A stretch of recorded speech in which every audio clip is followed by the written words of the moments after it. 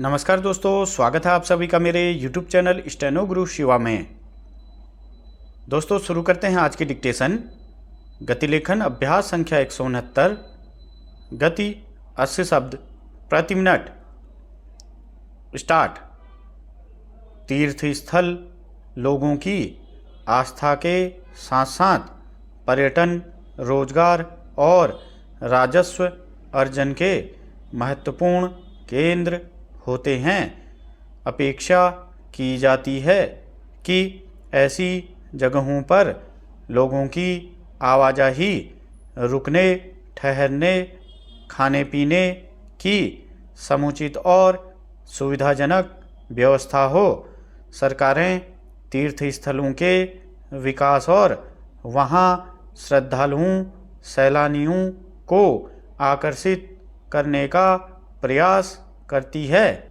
इस दृष्टि से अनेक तीर्थ स्थलों तक पहुंचने वाली सड़कों को चौड़ी करने, सुरंगों, पुलों आदि के निर्माण, होटल आदि की सुविधाएं विकसित करने के प्रयास किए गए हैं। इसका असर भी नज़र आता है।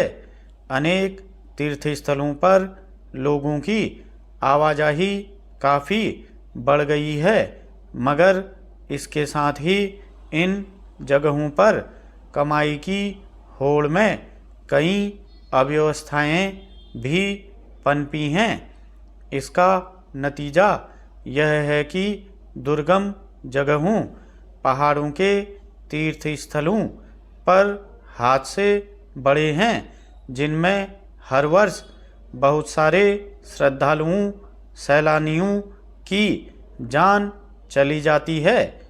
इस मामले में उत्तराखंड के तीर्थ स्थलों पर अव्यवस्था की वजह से होने वाले हादसों को लेकर सबसे अधिक सवाल उठते हैं।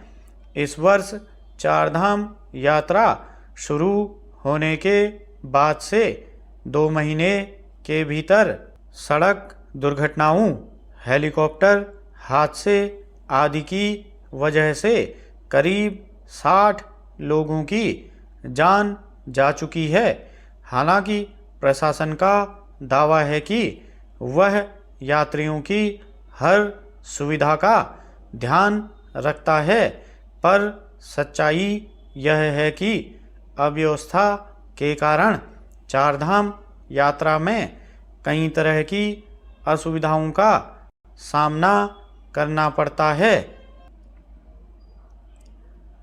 यों सैलानियों की बढ़ती तादाद और उनकी सुविधाओं के मद्देनज़र किए जा रहे निर्माण कार्यों की वजह से उत्तराखंड के पर्यावरण को पहुंच रहे भारी नुकसान को लेकर लंबे समय से आवाज़ें उठती रही हैं।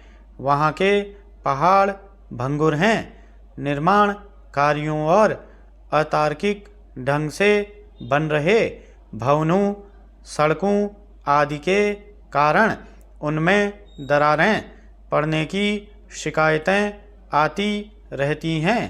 तेज बरसात में भूस्खलन से जब तब तबाही के मंजर उपस्थित हो जाते हैं। इसलिए इस बात पर जोर दिया जाता रहा है कि वहाँ सैलानियों और पर्यटन संबंधी गतिविधियों पर लगातार निगरानी रखी जाए, उन्हें नियंत्रित और तुलित किया जाए, ताकि अधिक भीड़भाड़ से असुविधाओं और जोखिम की स्थिति न बने। पर प्रशासन ने जैसे वहाँ कारोबारियों को मनमानी की छूट दे रखी है, इसी का नतीजा है कि हेलीकॉप्टर सेवा उपलब्ध कराने वाले तय मानकों को ताक पर रखते हुए उड़ान भरते रहते हैं। यही हाल वहाँ टैक्सी आदि की सेवाएं उपलब्ध कराने वालों का है। हालांकि उत्तराखंड के तीर्थ स्थल और पर्यटन स्थल इस मामले में अपवाद नहीं है। हर तीर्थ स्थल पर कमोबेश यही हाल है। जिन जगहों पर अधिक भीड़भाड़ इकट्ठा होने का अनुमान रहता है वहाँ कायदे से लोगों की आवाजाही को नियंत्रित करने के ठोस उपाय होने चाहिए। स्टॉप।